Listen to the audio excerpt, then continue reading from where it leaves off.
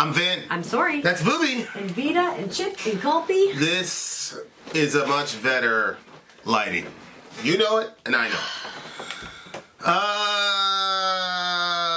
Porcupine Tree. Anesthetize. Yep. Everybody's been asking for us. Not everybody. So way back in the day when the channel first started, there was a guy that was always asking for this. Yeah, I actually remember that. You know, I'd always go, oh, yeah, sure. And then I would look it up and I'm like, oh, 17 minutes. No. Because I don't mind long songs, but 17 minutes is pushing it. Yeah, because that's like the length of 3 songs. That's 3 songs, yeah. 5 minutes apiece. Yeah. And 5 minutes is pushing it. Right. But there's a Patreon thingamajig where you can push for your local band to be listened to. It's the $75 tier. Yep. And the brilliant folks at the Village have figured out that if they go to that tier, there's no way that we can tell them, no, we're not going to listen to this band because it's an established band. So everybody's smarter than us, pretty much. So, we could, but they said something to you about it, and you never tell people no. So I tell people no all the time. I tell you no a lot. yeah, I said people. I didn't You're say a your person. wife. So the big homie Ayush, I'm pretty sure his name is Ayush. If I mispronounce your name, big homie, I am sorry. Ayush has requested this song, and so Patreon's working the way it's supposed to, because otherwise we wouldn't listen to this song. Right. It's too long. It's too long. All right, you ready? Yep. Anesthetize. This better be good. I don't think it will be though.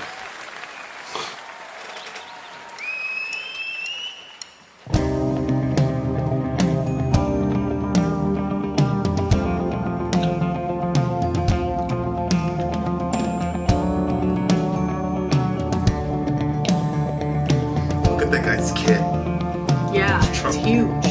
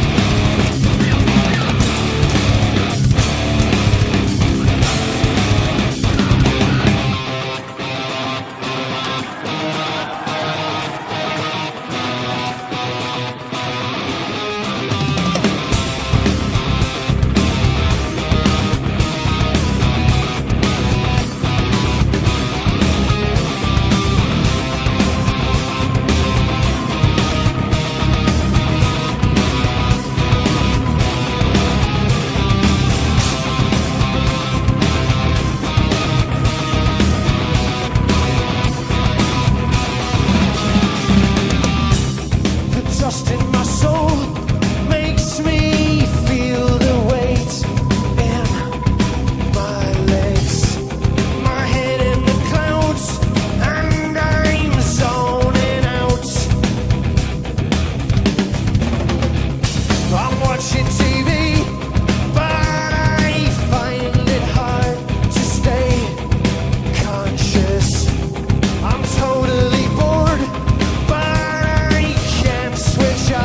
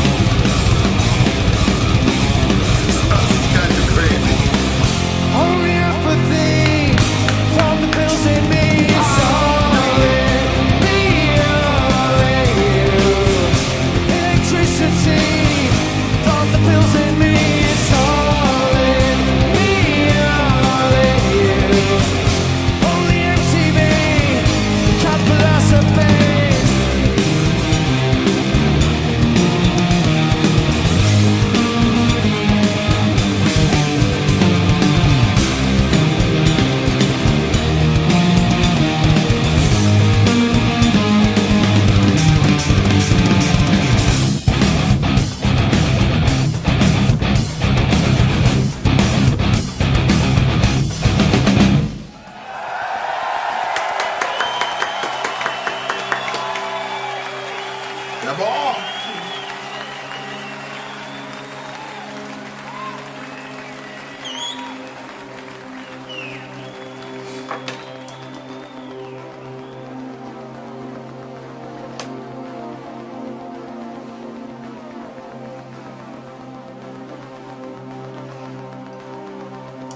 Take a little pill. Yeah.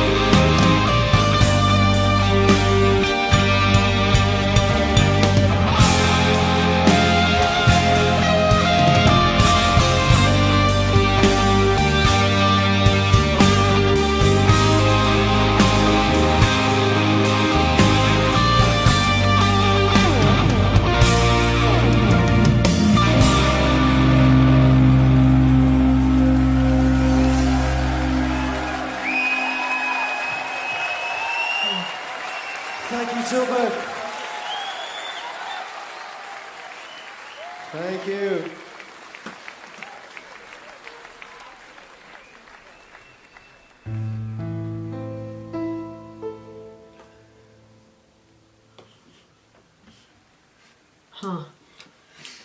Do you think this is the concept album? I don't know. This probably explains why there's only 6 songs on the record. They keep making 16-minute Yeah. songs. That would make sense, Right. Whoa, man! Yeah. I thoroughly enjoyed. This is my new sauna song, man. Yeah. Take it to the bathroom. Go to the take a shower. bathroom, put the candle. and then the water all the way on hot so it fills the place with steam. My cabinet is rusting all of the hinges. Yeah, just lay back. Do you go in the shower or do you just sit in the room with the steam? I just situate it and then lean against the wall by the washing machine. And then I just whatever. Oh. It's a very peaceful feeling. I'm like, how does he stand in this hot shower? No, I just put that on so that I have the heat and the steam and such. It's a beautiful ambiance. We landed with all this black mold on the walls. The landlord said, do people not turning the light on when they shower? Because if it gets too steamy in here, that's what'll happen. I'm like, oh, really?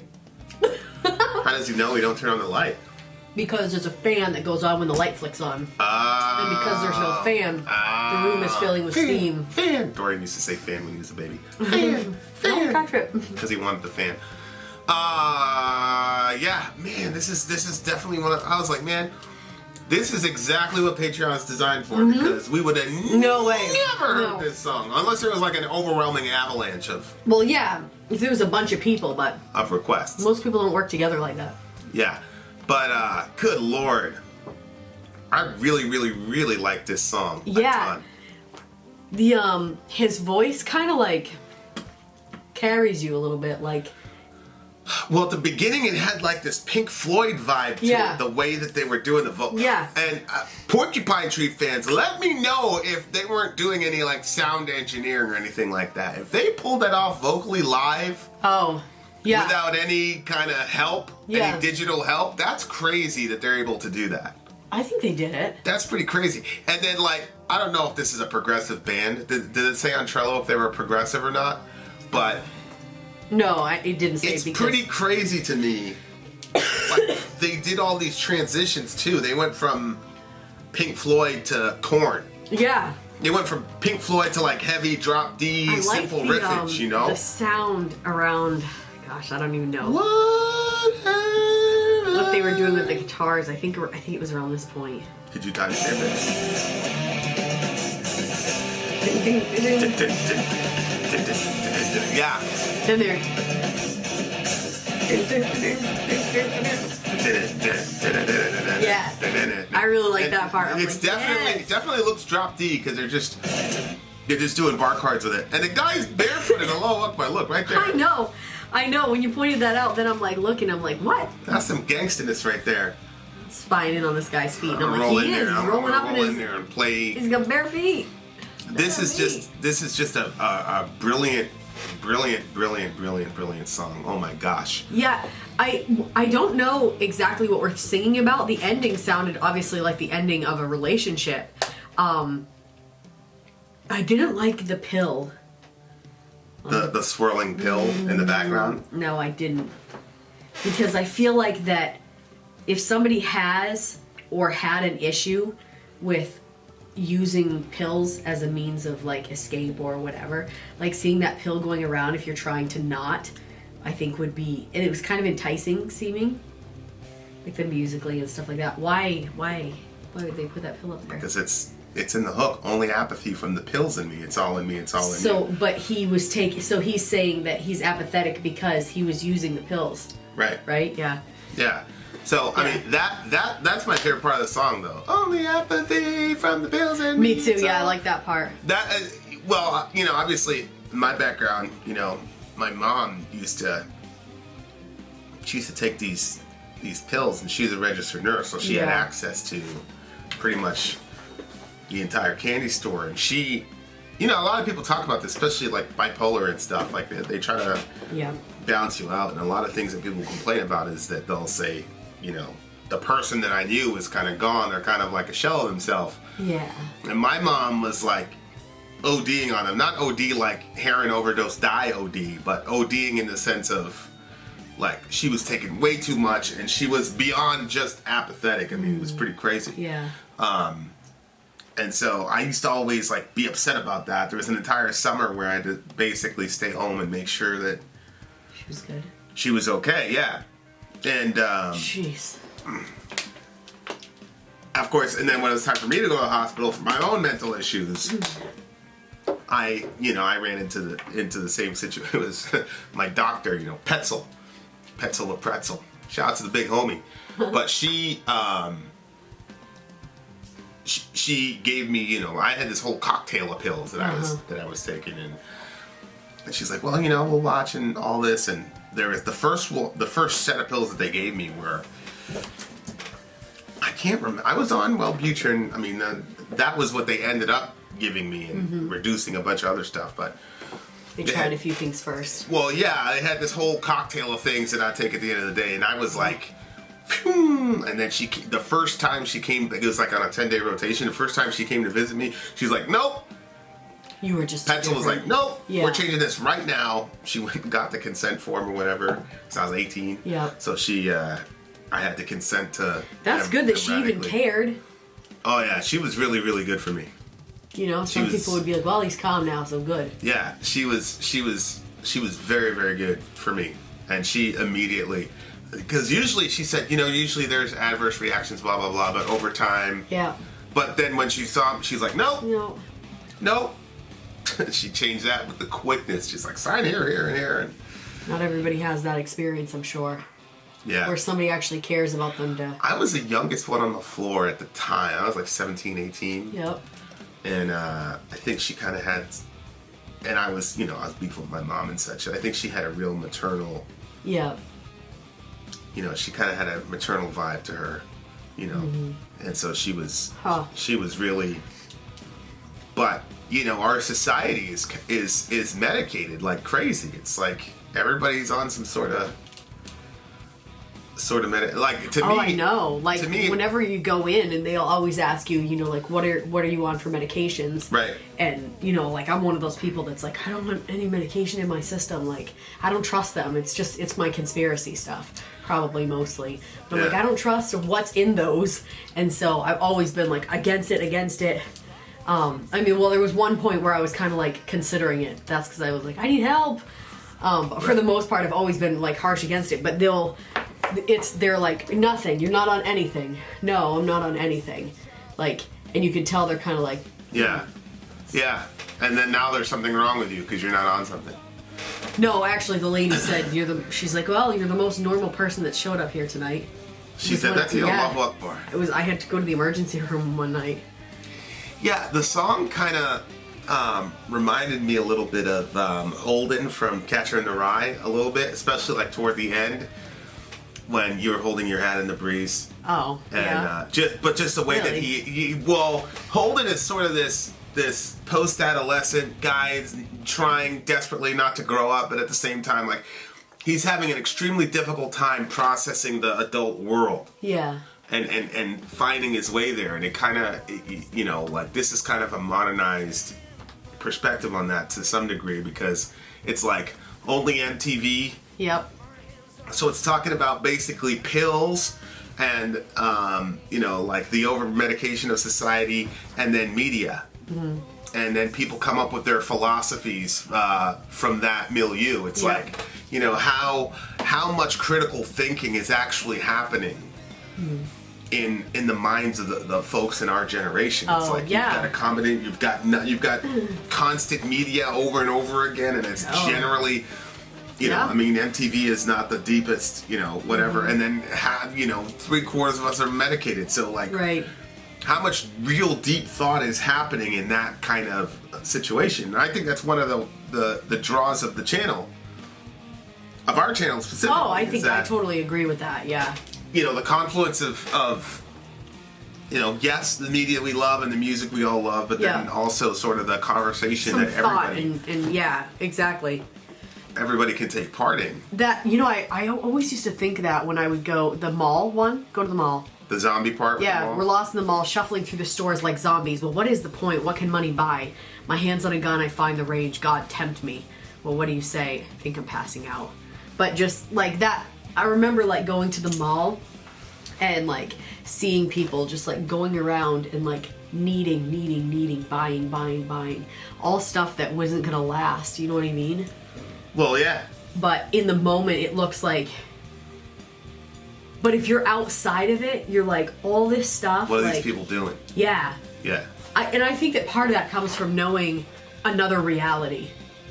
Knowing that this world is not the end. Right. You know, and knowing that there's something out there that's more real than this. Right. So. Which he's on the outskirts of it because he's saying, what can money buy? Yeah, exactly. So he's looking in at them. Well, it looks to me like he's part of it because he says, we're lost in the mall. Oh. So but it's kind of like when you're in the Matrix, and then there's that line where Morpheus says to Neo, all your life you felt that something's wrong, but you can't put your finger on it. So there's people in the Matrix and there's people outside the Matrix. Yep. And it looks to me like he's somebody in the Matrix going, okay, something's not right here. This is American life, this is capitalism, this is consumerism. And I'm not saying capitalism in the negative sense that I usually say it in, I'm saying it in the sense of it's consumerism. It's like the pinnacle of consumerism is a mall. But it's like, what are you really looking for? What are you trying to buy really? And then he's starting to figure out that there's nothing in this mall that's gonna give me any sort of actual, real, long-lasting fulfillment. So what's the point? What can money buy? Do you remember that saying that, I don't know if you ever heard it, where it said, we spend money we don't have to impress people we don't even like? Yeah, I've heard it. Yeah, just, I don't know, like that out there. Because I know, like, plenty of people do that, you know? You don't even like that person. Well, why are you trying to impress them? Anyway. My hand's on a gun and I find the rage. God tempt me. That's a good double there. I find the range, because you usually go to the gun range to shoot. But then range is also how far away can you step away from something and still hit it? Yeah. So for example, you God tempt him to what? Well, hold on, I'm talking about the range thing still. Like you see Stephen Curry has long range because he can shoot from far away. So oh, that's my phone. Hold on. I was wondering where my phone was. Yeah, well, now you know where it is. That is such a corny ringtone. I wish you would come up with a cool one. You're the one that actually set those alarms, so... No, I set the alarm. I didn't set your ringtone, you weirdo. That's not the same thing. It goes to whatever the default is if you don't set it. You have a corny one. Fix it. My hand's on a gun and I find the range. So it's a double entendre to some degree. It's like you found the range as in you found a gun range, or you found the range as in now you've become a better shooter because you're so used to using it. Finding your range. Does that make sense? Yeah. God tempt me. Why? I don't know what he's saying. Tempt him to what? Tempt him to shoot himself? Well, he's got a gun. And he's got the range. So it could be, give me a reason to shoot somebody. Oh my gosh. You know what I mean? Yeah. Yikes. Okay. A white male. And then his buddy. Look out. Oh my gosh.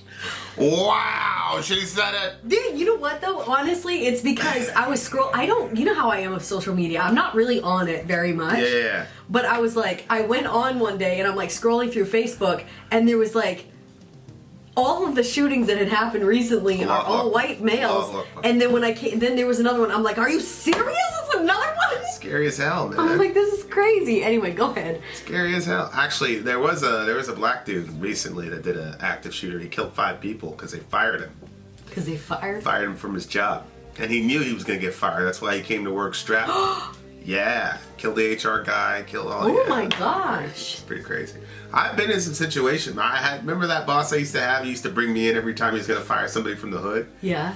Yeah. Every time. Is that why? Oh well, or a bigger person. He would bring me in. I was like, am I your muscle? Yeah. And I was basically the dude's muscle, but yeah. I'm like, yo, let's go. Gotta go right now. But it's kind of like if you're reaching. If you're the character in the song is kind of seeing the emptiness of life in the modern world, and then when you mix that with guns, yeah. And I kind of picture this as like they came home from the mall, they're on the couch, they're smoking whatever, and the guy's got his gun and he's playing around with his gun and he just says, God tempt me, and then his buddy says, what did you just say? and then they both pass out. I think I'm passing out. See what I'm saying? Yeah. So. What did you say? Okay. Yeah, like, what'd you say? And then they're passing out because they're whatever. But, like it just, the song seems to me to be an anesthetized. Like, you're progressively feeling less and less. Yep. Because of all the distraction economy. Yep. Of where we live, Did you think that the interesting at the beginning, he said a good impression of myself, not much to conceal. I'm saying nothing, but I'm saying nothing with feel. He means when he says I'm saying nothing with feel, does he mean he is putting feelings behind what he's saying? Yeah, it seems that way. But he's saying nothing. I think that's what other people are saying about what he's saying. But he's saying, there's a lot of feeling behind what I'm saying, but it's nothing. Okay, sure. I simply am not here. No way and then somebody interrupts him and says, shut up and be happy. Stop whining. Sounds like something your parents would say. Somebody becomes a teenager and they start complaining about stuff and the parent goes, shut up. You don't know how good you have it.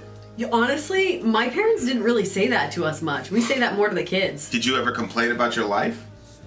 You had a pretty cushy life. What was there to complain about? Yeah, I don't think I really complained about. Yeah.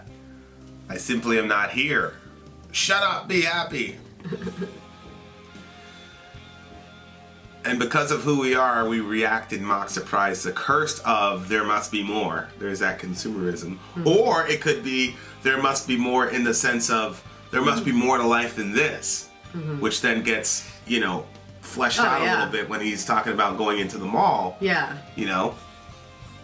But that's a curse. Like if you don't have the perspective that we have, that there is more and that there is another world and a higher purpose to live, then it's kind of a curse, because it's like if you apprehend the fact that there's this like growing emptiness inside, that no matter what you think is going to fulfill you and you keep going for it, it never gets there.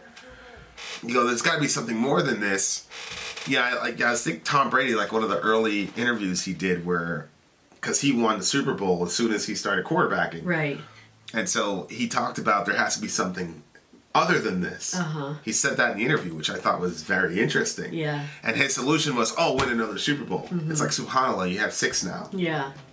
But he still wants more, Mm-hmm. It's like there's different ways that people, I think everybody feels that existential sort of crisis, that there's got to be more, and then the rest of your life is just this mad dash to figure out what that thing is. I don't think everybody feels that. I think that Really? No, because I think that somebody who's like nihilism is their thing and it's just nothing, there's no, whatever, like I even think that people that get to the point where, I know that there are different reasons why suicide becomes a thing for people, but I think that is some of the reasons why, is because people feel like there's nothing more. It's just... Nihilism seems to be a defense mechanism to that question. Maybe. Because it seems to me that a nihilist is somebody who is hurt by the fact that they don't understand what the actual more is. Yeah. So they respond by saying, there is nothing more. It just seems like a defense mechanism. The reason I'm saying that is because of the Bible, where it says God's put eternity in man's hearts. Mm-hmm. So if God put eternity in everybody's heart, then of course you're gonna say there's something more. Because you wouldn't say that if you thought that this was all that there is. Yeah. Yeah, I see what you're saying. Don't breathe here. Don't leave your bags. We'll stay in that place. Place of that curse. Is that what he's saying? I think so. I thought that part too. The dust in my soul makes me feel the weight in my legs. Mm-hmm. Because I was like, whoa, yeah. Like, what do you mean? When you feel like in his soul, in his core, like he feels like the dust that's in there, like there's something, it's not, I don't know, if you think of dust, it's just, this is not a great situation, it's kind of dirty, it's not clear, it's whatever, and he's saying that makes him feel a weight in his legs, and how like it affects you when you don't have like a free soul, you know what I'm saying? Mm-hmm. That's how I interpreted that. My head in the clouds and I am zoning out. There it is. He's zoning out. I'm watching TV. I find it hard to stay conscious. I'm bored, but I can't. See right there. He has made everything appropriate at time. He also set eternity in their heart. Yet so that man will not find out the work which God has done from the beginning even to the end. It's basically, it's impossible to find everything in the world just looking at the world if you're not looking at God. But yeah, I mean, that's really interesting what he's saying about TV. Yeah. I was just reading this thing today that was saying that people that watch 3 or more hours of TV a day end up like with like issues when they're older, like Alzheimer's and stuff like that. Like they're linking it to memory loss. Makes you wonder why. Well, it's amusement. You know, reading, you have to engage your mind and exercise those muscles. Yeah. And I think it also depends on what type of show you're watching. Like, there's some shows that really engage you and make you think through a lot of things. But a lot of shows are just blah, and you know exactly what's going to happen. I always feel like I'm happens. thinking when we're watching stuff. Well, I think that's your default position. I mean, you're an analyst. You know what I mean? Like, if you really looked at what we do, we're media analysts, and we're social critics. So anytime you or I watch something, we're gonna think through that and think about this, and it's connected to 8 million other things because that's what we do. Yeah. But I think the average person who's watching 5-6 hours of TV a day, which I can't imagine when a person has the time to do that. Yeah. But if you're watching 5-6 hours of TV a day and you're not thinking about it analytically and you're not relating it to anything else, and yeah, I could see how your mind just completely shuts down. For sure. I mean, good lord. That's why like a game like Fortnite, like I would much rather the kid play a game of Fortnite for an hour than watch a show for an hour. Yeah. Because they've got to multitask, they've got to do this, they've got to do that, they've got to strategize, they've got to predict what other human beings are going to do, which is an extremely difficult task to do. Yep. It's a form of modern day chess. And so their minds are actually engaged. And so it's one of the reasons why, you know, Zoe's is crushing it educationally, but then I see how she is at Fortnite and she can multitask and build and shoot at the same time and all this.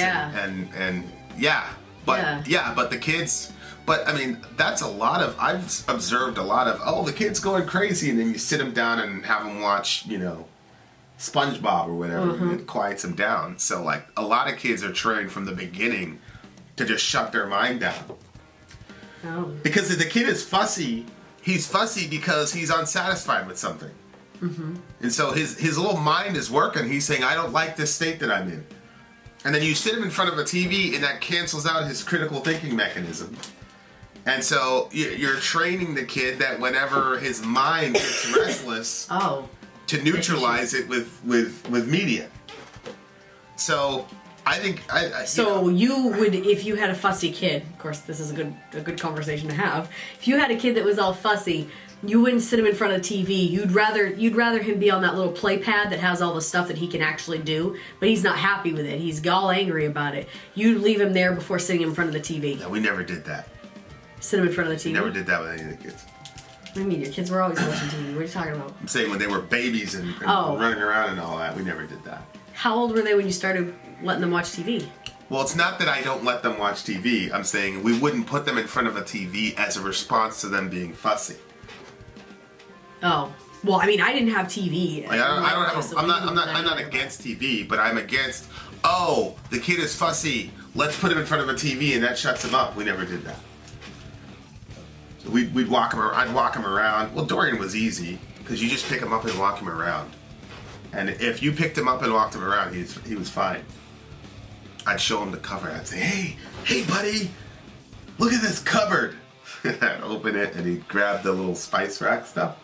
Oh yeah, it worked like a charm every single time. But anyway, what are you a sit him in front of the TV person? No, I mean we didn't have. Our situation. We didn't really have a TV when Sayla was born. That wasn't something that we like had. I mean, there was a TV, but I followed the same example as my parents. We didn't have it connected to any. You had to borrow a movie. So no, I didn't really do that with her. But I didn't have a problem with the kid crying. Like, you know what I mean? Like, in my opinion, they're gonna cry. Right. So, and I have to get my stuff done. I'm not gonna sit there and entertain her all the time. She has to learn to be able to entertain herself. And so I would, but that was part of the, the people that I was around were saying, like, you have to train the kid to be able to entertain. So there should be a chunk of time, like you maybe say take an hour and you put them in the pack and play with their toys. And it doesn't matter if they're not happy with it. You set them up there, and then, once they get on that routine, then eventually they'll be like, oh, this is my hour of playtime. And well, they're not going to say this is my hour, but, but if every time they make a whimper, somebody's running to walk them around, do all this stuff with them, then they're always going to want that. But I mean, now I wish I would have done that more with her, like gone over and just appeased her when she was little, because you don't get that time back. I did it every time with Dorian. Yeah, I was trying to train for Zoe too. Johan, he was never like that. He was a very, very quiet baby. Oh, I remember that. I remember we'd come over and he'd just be sitting in that thing. He'd just be chilling. Hey guys, what's up? I'm Johan. I just pooped. Yeah. I only remember him crying when he was like hungry. Yeah. Like it didn't matter anything else. Yeah, he was chill. He was fine. Yeah. And now he's the most cryy one. He's the quickest one to cry. I was having him write out his paragraphs at school yesterday. He was like, oh, it's too long. His eyes got all watery. Honestly, you know why? It's because he's sick. When he's sick, he cries all over the place. It's true. He's very because moody. Normally he was upset at me because I was telling him they said one paragraph, then you need to do one. Right. And he was like, he wanted to write more. So when he was acting like that, I'm like, it's because he's sick. Because every time he gets sick, he gets grumpy. Yeah, this seems to be a guy who's inherited all the little social revolutions that have, happened. And he's inherited the emptiness of all of it. What's the ending? It sounded like the end of a relationship. Yeah, that was interesting. Water so warm that day, I counted out the waves as they broke into the surf. I smiled into the sun. Yeah. They broke on the shoreline. I could see you, but I couldn't hear you. You were holding your hat in the breeze, turning away from me. In this moment, you were stolen. It seems black across the sun. That's either his disconnection from himself. Yep. Because or his disconnection from society, in the sense that if you could see somebody that you can't hear them, that's because they're far away from you, and usually there's something in between you that's muffling your sound. Uh-huh. So in this situation, I thought it was in his memory. He's at like a beach, right? He's at a beach or ocean or something, and he can see the other person in the distance, but the shore and all this, there's too much noise so that he can't hear what they're saying, but he can see them. Mm-hmm. So it seems to me like that's his disconnection from society, in a sense of and vice versa. Everybody can see him, but nobody can hear each other because we're all disconnected from each other. Yep. And there's all that noise and jazz that separates you from people. And he's looking at the waves, and he talks about their short life, and it seems that that's a metaphor for life itself. Mm-hmm. But you're basically sleepwalking through life, and it's going to be over before you know it. And here we are. And it's interesting because this is not a full-on nihilistic song in any sense of the word. Uh-huh. Because it seems like this guy is fighting for some sort of meaning. He's not. Yeah. He's not conceding the meaninglessness that a lot of nihilists finally concede. He's not conceding that, but he is. It's kind of like hey, how do we get to some actual significance and meaning here? Yeah. Before time runs out. Yep. And I love this song. What do you give it? I'm actually rating it pretty high, at 9.7. I enjoyed the sound of it. I enjoyed the. The guy's voice wasn't like. It wasn't like the Chris Cornell song that we heard. Like, Chris Cornell's voice was just like, wow, that's just unreal. But nobody's like that guy. But he still, the vocals were good. I loved what they did with the instruments, especially that point that I pointed out to you. And then I think that the song is something to think about, and I think that it kind of makes you think about different things. And I don't think that people talk about the meaningless of things. You know what I mean? Yeah. Meaninglessness. Yeah. So, I think it's an important song. So, and I liked it. A 9.7. It's a 10 for me. 10 for me. I cannot wait to go into my my bathroom and spend some time just putting this on replay over and over again. I'm so excited. You have no idea. I'm so happy. Yeah, and the album, it's like this kid, you know? Yeah. But he looks weird and his eyes are kind of weird. Yeah. Good song. This is a 10. Thank you very much, Aisha. I appreciate you, my guy. Thanks for the tip. Vin out. Sori out. Gone.